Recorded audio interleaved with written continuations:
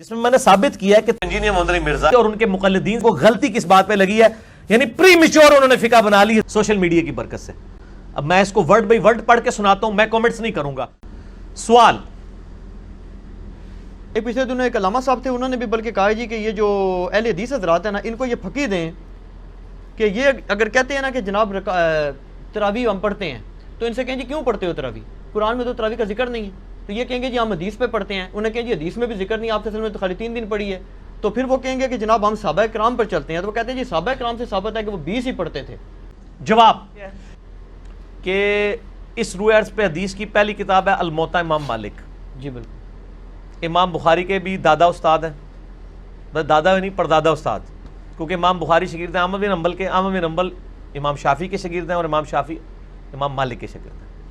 امام مالک نے جو قیام رمضان پہ باب بند ہے الموطا امام مالک، یہ نکال کے لیں، روایت پہ پہلی کتاب ہے جس میں حنفیوں کے دونوں جھوٹ پکڑے جائیں گے۔ ایک تو یہ کہتے ہیں صحابہ 20 پڑھتے تھے، دوسرا حضرت عمر نے 20 شروع کرائیں، دو یہ جھوٹ پار ہو جان گے جی۔ اے دکھاؤ جی الموطا امام مالک انہوں نے لیول کیا لگایا ہے؟ حنفیوں کا بہت بڑا جھوٹ کہ حضرت عمر نے 20 رکعت شروع کروائی تھی، یعنی اس نے یہ اس عنوان سے کہا ہے کہ دیکھو موطا میں کتنی لکھی ہوئی ہیں، 8۔ تو ایک تو ماشاءاللہ علمی کتابی جو بھی شخص ہوگا اس کا لب و لہجہ بھی علمی اور کتابی ہی ہوگا۔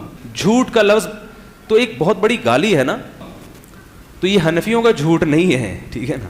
اگر یہ حنفیوں کا ہے تو پھر تو شافیوں کا بھی ہے۔ ابن تیمیہ نے بھی لکھا ہے کہ حضرت عمر نے 20 رکعت شروع کروائی، تو کیا یہ کہو کہ ابن تیمیہ کا معاذ اللہ جھوٹ؟ چونکہ ہمارے سب کانٹیننٹ میں یہاں پہ زیادہ حنفی ہیں، اس کا مطلب آپ کو احناف سے ذاتی بغض ہے، کیونکہ بر صغیر میں 99% کون ہیں؟ حنفی ہیں۔ تو یہ جو کہتے ہیں میں سب کی دکانیں بند کر رہا ہوں، اصل میں آپ کی دکان اس وقت تک چلے گی نہیں جب تک آپ یہ 99% کی دکان، تو آپ کا مقصد ان کی دکانیں بند کرانا نہیں ہے، اپنی نئی دکان مارکیٹ میں لانچ کرنا ہے۔ تو چورن کی دکانیں اتنے آرام سے نہیں چلا کرتی، پکی چورن ہی کو کہتے ہیں نا۔ اور اس حدیث کے راوی ہیں صاحب ابن یزید صحابی، سند بڑی سیدھی سی ہے۔ امام مالک ثقہ اور صدوق، امام مالک کا استاد ہے محمد ابن یوسف جو صحابی رسول صاحب ابن یزید کا بیٹا ہے اور وہ تابعی ہے، اور محمد بن یوسف کی صاحب بن یزید سے حدیثیں بخاری میں بھی موجود ہیں، لہٰذا بخاری مسلم کی گولڈن چین پہ یہ روایت ہے۔ اس صاحب بن یزید صحابی رضی اللہ تعالیٰ عنہ فرماتے ہیں کہ حضرت عمر فاروق رضی اللہ تعالیٰ عنہ نے حضرت ابی ابن کعب اور تمیم داری کو 11 رکعتیں پڑھانے کا حکم دیا۔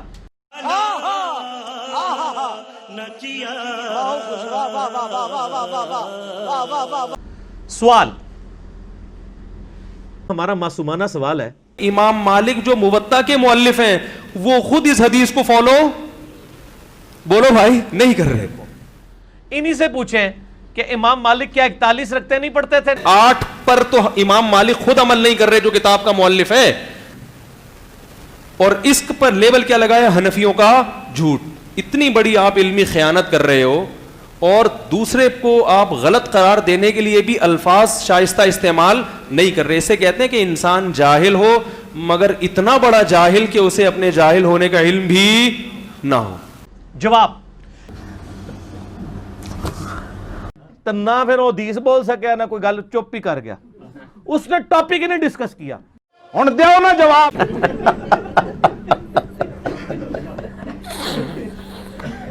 اب ظاہر ہے کہ ان کی پبلک کے سامنے تو وہ اب بالکل لاجواب ہو چکے ہیں۔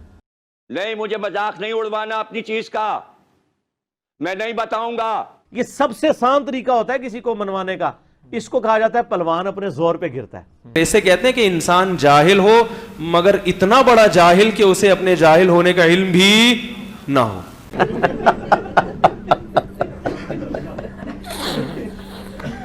کچھ زیادہ نہیں ہو گئی؟ سوال، اور محمد بن یوسف کی صاحب بن یزید سے حدیثیں بخاری میں بھی موجود ہیں، لہٰذا بخاری مسلم کی گولڈن چین پہ یہ روایت ہے۔ اس صاحب بن یزید صحابی رضی اللہ تعالیٰ عنہ فرماتے ہیں کہ حضرت عمر فاروق رضی اللہ تعالیٰ عنہ نے حضرت ابی ابن کعب اور تمیم داری کو 11 رکعتیں پڑھانے کا حکم دیا۔ جواب محمد ابن یوسف اپنے والد سے نقل کرتے ہیں کہ حضرت عمر نے 8 رکعتیں پڑھائی ہیں. آئی بات سمجھ میں؟ اب اس کی سند پہ تو اعتراض نہیں ہے, متن پہ اعتراض ہے. محدثین کہتے ہیں کہ محمد ابن یوسف نے اپنے جو والد ہیں ان سے 8 بھی نقل کی ہیں اور 20 بھی. اس کی وجہ سے متن میں کیا پیدا ہو گیا؟ اضطراب. اور جب حدیث مضطرب ہو جاتی ہے تو سند کے صحیح ہونے کے باوجود وہ قابل عمل نہیں ہوتی. تدریب الراوی میں لکھا ہے, جو حدیث اصول حدیث کی کتاب ہے جس کو سب مانتے ہیں, اہل حدیث بھی, حنفی بھی, بریلوی بھی, سب پڑھائے جاتے, اس میں لکھا ہوا ہے الاضطراب قد یجامع الصحہ. سند کے صحیح ہونے کے باوجود حدیث مضطرب ہو سکتی ہے, اور مضطرب حدیث بھی ضعیف حدیث کی ایک قسم میں سے ہے. اور اضطراب اگر رفع کرنا ممکن ہو تو رفع کیا جاتا ہے, اگر رفع کرنا ممکن نہ ہو تو وہ حدیث ہی ریجیکٹ کر دی جاتی ہے.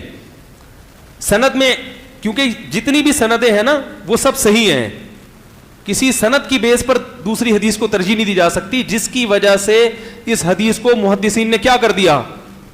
بولو بھائی, مسترد کر دیا. یہی وجہ ہے کہ چاروں ائمہ نے کہیں بھی ان سے 8 رکعت کا قول منقول نہیں ہے, حتیٰ کہ امام مالک جو موطا کے مؤلف ہیں وہ خود اس حدیث کو فالو, بولو بھائی, نہیں کر رہے.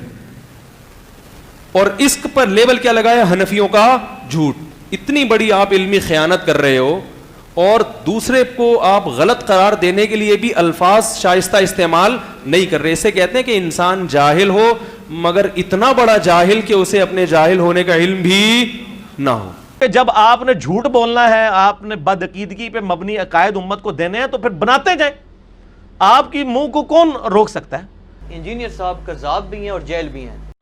یہی تو جرم ہے نا میرا, یہی تو جرم ہے نا میرا. تو یہ جناب ایک شڈول میں نے آپ کو دکھا دی. یہ انجینئر محمد علی مرزا نے جو ایک دلیل اس میں جو ہے وہ باندھی تھی. سوال,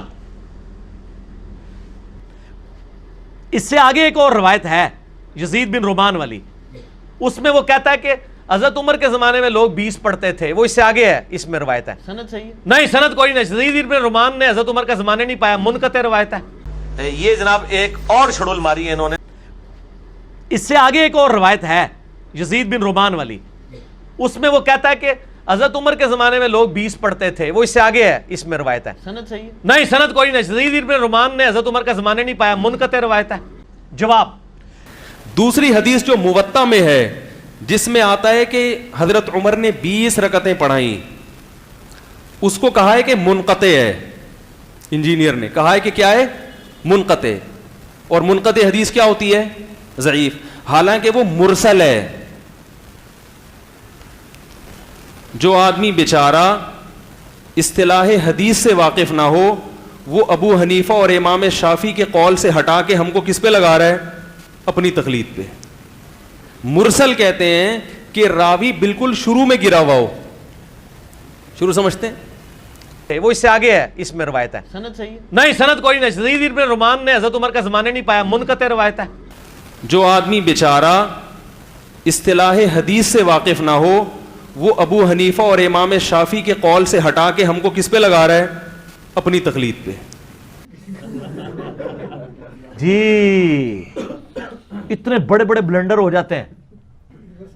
مرسل کہتے ہیں کہ راوی بالکل شروع میں گرا ہوا ہو. شروع سمجھتے ہیں؟ مثال کے طور پر میں نے ان سے ایک حدیث سنی, ٹھیک ہے, اور انہوں نے ان کا قول نقل کر رہے ہیں, پھر مجھ سے انہوں نے سنی, ان سے انہوں نے سنی, یہ پوری ایک چین بنتی ہے نا. یہ چین درمیان سے کوئی بندہ غائب ہوگا تو اس کو اصطلاح میں اکثر منقطع حدیث کہا جائے. درمیان سے بندہ کیا ہے؟ شارٹ ہے. مرسل اس حدیث کو کہتے ہیں. میں کہتا ہوں کہ انہوں نے اس سے بیان کیا کہ یہ ایسا کر رہے تھے, تو یہ متصل ہے, لیکن میں ان کو ہٹا کے ڈائریکٹ ان کی طرف نسبت کر دیتا ہوں. درمیان کا راوی میں نے کیا کر دیا؟ گول. تو یہ بالکل سند کے اوپر سے راوی گرا ہوا ہے. جب سند کے بالکل اوپر سے راوی گرتا ہے تو اس کو مرسل کہا جاتا ہے. نہیں یاری بات سمجھ؟ تو یہ ضعیف حدیث کی اقسام میں نہیں ہے, بلکہ اس میں یہ دیکھا جاتا ہے کہ یہ سب سے پہلی چیز کس زمانے کی مرسل ہے, کیونکہ صحابہ تابعین کے ابتدائی دور میں مرسل حدیثیں بیان کرنے کا رواج بہت زیادہ تھا. یعنی میں سند کو حذف کر کے ڈائریکٹ نسبت کر دیا کرتا تھا, کیونکہ اس زمانے میں جھوٹ زیادہ عام نہیں ہوا تھا. سمجھ میں آ رہی ہے بات؟ تو ڈائریکٹ لوگ تابعی ڈائریکٹ کہتے تھے کہ نبی صلی اللہ علیہ وسلم نے فرمایا, درمیان میں صحابی کا واسطہ حذف کر دیا. تو اس میں پھر محدثین کا اختلاف ہوتا تھا کہ یہ حدیث لینی ہے کہ علل اطلاق, نہ تو اس کو قبول کیا جاتا تھا اور نہ علل اطلاق اس کو رد کیا جاتا, بلکہ قرائن دیکھے جاتے ہیں اس پہ. اور بھی بہت کچھ ہے اس میں. ایک چیز کیا ہے, قرینہ دیکھا جائے گا کہ قرائن سے کیا پتہ چلتا ہے کہ اس نے سچ کہا یا جھوٹ کہا. تو یہ جو حدیث مرسل ہے اس لیے مرسل ہے کہ جو روایت کو بیان کرنے والا ہے اس نے حضرت عمر کا زمانہ نہیں دیکھا, تو یقیناً وہ کسی ایسے سے نقل کر رہا ہے جس نے حضرت عمر کا زمانہ دیکھا ہے, لیکن اس کا نام ہائی لائٹ نہیں کر رہا. تو اب اس بیس پر نہ تو حدیث کو صحیح قرار دیا جائے گا اور نہ ضعیف, بلکہ قرائن دیکھے جائیں گے. قرائن کیا ہیں کہ حضرت عمر نے اگر 8 شروع کی ہوتی تو کوفہ میں, بصرہ میں, دمشق میں, مصر میں کہیں تو 8 ہو رہی ہوتی. کوئی امام تو قائل ہوتا ہم سب طرف دیکھ رہے ہیں کتنی ہو رہی ہیں, 20. نہیں آ رہی بات سمجھ, ہم ہر جگہ کیا دیکھ رہے ہیں, اس میں کمی ہوئی ہے تو تھوڑی سی, کسی نے 16 نقل کی تو کسی نے 24 اور کسی نے 40 بھی, لیکن میجورٹی کیا کر رہی ہے, 20. حتیٰ کہ جو ائمہ مجتہدین ہیں جن کا کام ہی ہے کہ مختلف روایتوں کو دیکھ کر فتویٰ دینا کہ اس میں صحیح کون سی ہے, وہ ہیں بڑے بڑے 4. ان چاروں نے کم سے کم 20 رکعت پر کیا کیا, اجماع کیا. تو یہ اس کی علامت ہے. اور حضرت عمر سے اس کے علاوہ کچھ منقول بھی نہیں ہے, نہ 40 منقول ہے نہ 16 منقول ہیں. تو ہم کہتے ہیں 40 والی روایتیں بھی غلط ہیں, 16, کیونکہ حضرت عمر سے 2 قسم کی ہیں, یا تو 8 یا 20. 20 پر تواتر چلا آ رہا ہے, عمل چلا آ رہا ہے, اس کا مطلب 20 والی درست ہے. 8 پر تو امام مالک خود عمل نہیں کر رہے جو کتاب کا مؤلف ہے.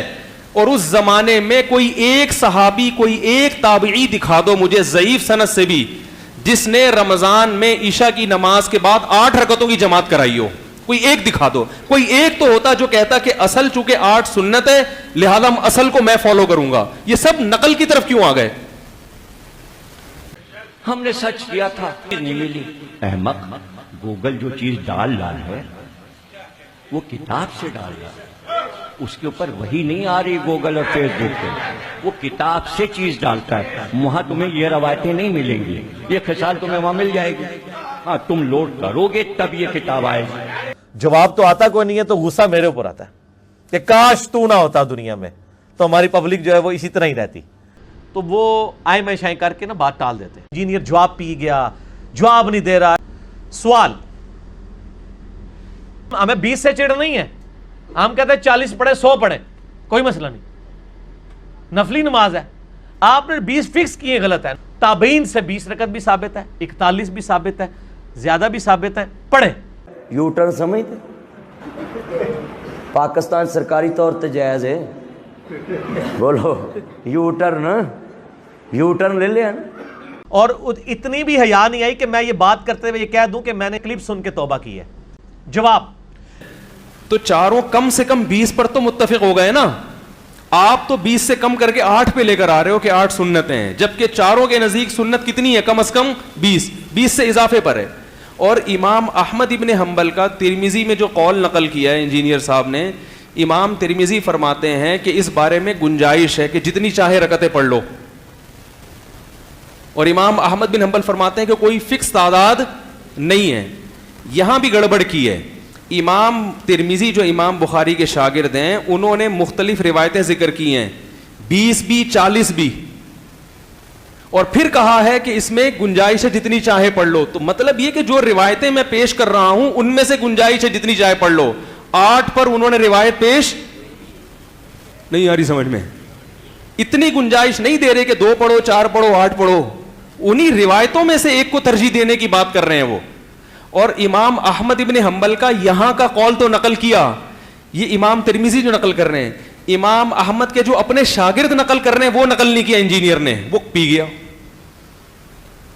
امام احمد بن حنبل کے جو اپنے شاگرد ہیں، جو ان کے مذہب کو سمجھنے والے ہیں، جیسے کہ مغنی بن قدامہ فقہ حنبلی کی مستند ترین کتاب سمجھی جاتی ہے، اس میں ہے کہ امام احمد بن حنبل کے نزدیک المختار جو راجح قول ہے وہ 20 رکعتیں ہیں. اس بات کو انجینئر نے اپنے کلپ میں ذکر پی گیا آرام سے. حتیٰ کہ جو ائمہ مجتہدین ہیں جن کا کام ہی ہے کہ مختلف روایتوں کو دیکھ کر فتویٰ دینا کہ اس میں صحیح کون سی ہے، وہ ہیں بڑے بڑے 4. ان چاروں نے کم سے کم 20 رکعت پر کیا کیا؟ اجماع کیا. اور انہوں کو تسی اپنا جعلی جڑا اجماع بنایا جے نا بند کمرے 'چ بیٹھ کے بوجھ پا کے رکھو. چاروں ائمہ جو ہیں 20 رکعت پر متفق ہیں اور 1400 سال. اور یار کہاں سے متفق ہیں؟ یہ امام آ گیا، بات ختم ہوگی سر. تو محترم نے جواب کیا دیا؟ چاروں کا کہاں سے اجماع ہو گیا؟ چاروں کا کہاں سے اجماع ہو گیا؟ ٹھیک ہے، ایک تو 36 کا قائل ہے، بات کو پی جاتا ہے، وہ گھما دیتا ہے. ایک 36 کا قائل ہے تو کم سے کم 20 پر تو ہو گیا نا اجماع. پہلے تو سنیوں سے لڑ لیں، پھر شیعوں سے بھی لڑتے ہیں. اور میرے بھائی یہ نفلی عبادت ہے، اس کو اتنا بڑا جھگڑا بنایا ہوا ہے انہوں نے، اور ایک مطلب اس لیول تک لے گئے ہوئے ہیں. پہلے تو سنیوں سے لڑ لیں، پھر شیعوں سے بھی لڑتے ہیں. تو بعض لوگ ایسے ہیں جو جن کو اتنا ہی سمجھ میں آ رہا ہے کہ نہیں بھی 8 ہی ہیں.